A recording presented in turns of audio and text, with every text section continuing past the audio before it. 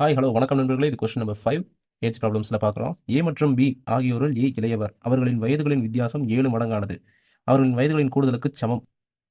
12 ஆண்டுகளுக்கு பிறகு பியின் வயதும் ஏயின் தற்போதைய வயதும் 5:3 என்ற விகிதத்தில் இருப்பின் ஏயின் தற்போதைய வயது என்னன்னு சொல்லி கேட்குறாங்க. ஸோ ஃபர்ஸ்ட் டீட்டெயில் கொடுத்துருக்கிறத நம்ம எடுத்துக்கலாம். என்ன டீட்டெயில் கொடுத்துருக்காங்க அப்படின்னா ஏ மற்றும் பி ஆகியோரில் ஏ இளையவர் அப்படின்னு சொல்லி சொல்கிறாங்க. So A is younger than B. இது ஒரு ஃபர்ஸ்ட் டீட்டெயில். ஸோ செகண்ட் என்ன சொல்கிறாங்க அப்படின்னு பார்த்தீங்க அப்படின்னா ரெண்டு பேரோட வயதுகளின் வித்தியாசம் 7 மடங்கானது. ரெண்டு பேரோட வயதுகளின் கூடுதலுக்கு சமம் அப்படிங்கிற மாதிரி சொல்கிறாங்க. இப்படிதான் சொல்கிறாங்க, வயதுகளின் கூடுதலுக்கு சமம்ன்ற மாதிரி சொல்லியிருக்காங்க.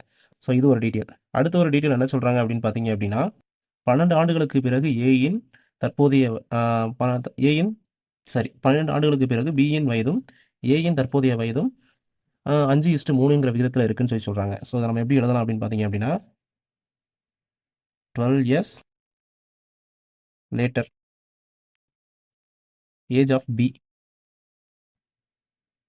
சரிங்களா, ஏஜ் ஆஃப் பி என்ன சொல்கிறாங்க அப்படின்னா 5 அப்படின்னு சொல்லி சொல்கிறாங்க.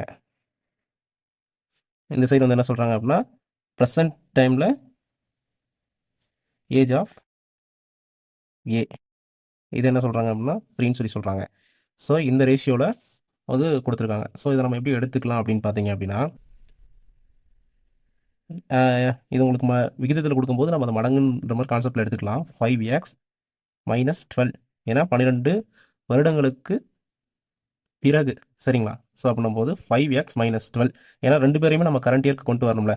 ஸோ அந்த ரீசனுக்காக ஈஸ்ட்டு 3x அப்படின்னு சொல்லி சொல்லலாம். ஸோ 3x அப்படின்னா இது என்ன அப்படின்னு பார்த்தீங்கன்னா பியோடது, இது ஏயோடது. இந்த ஏ பியோட கான்செப்டில் ஸோ என்ன பண்ணலாம்னா ஏ மைனஸ் பி 7 மடங்கு இருக்கும் வித்தியாசம். அது எதுக்கு சமமாக இருக்குது? ஏவும் பியும் அவங்களோட வயதுகளோட கூடுதலுக்கு சமம்ன்றாங்க. ஸோ என்ன பண்ணிக்கலாம், 7x equal to A plus B என்ன வரும் அப்படின்னு பார்த்தீங்க அப்படின்னா 5x - 12 ப்ளஸ் 3x அப்படின்னு வரும். ஸோ எக்ஸ் எல்லாத்தையும் ஒரே சைடில் கொண்டு வந்துடலாம். 7x - 3x equal to 5x - 12. So என்ன கிடைக்கும், 4x ஈக்குவல் டு 5x - 12ன்னு கிடைக்கும். ஸோ இதுவும் இந்த சைடு வந்துச்சு அப்படின்னா உங்களுக்கு என்ன ஆயிரும் அப்படின்னா 5x - 4x equal to side change ஆயிருக்கு. ஸோ மைனஸுங்கிறதுலாம் கேன்சல் ஆயிரும். இந்த சைடில் மைனஸ் வராது, இது எல்லாமே இடமே மாறி இருக்கும், அதனால இது கேன்சல் ஆயிரும். So 5x - 4x equal to 12ன்னு கிடைக்கும். So X is equal to என்ன அப்படின்னு பார்த்தீங்க அப்படின்னா 12. ரைட்டுங்களா, ஃபர்ஸ்ட் டீட்டெயில் கிடச்சிருக்கு. இப்போ நம்ம என்ன பண்ண வேண்டியது அப்படின்னா ஒரு ரேஷியோ ஆல்ரெடி கொடுத்துட்டாங்க. தற்போதைய வயது என்ன அப்படின்னு சொல்லி விகிதத்தை வந்து கொடுத்துட்டாங்க.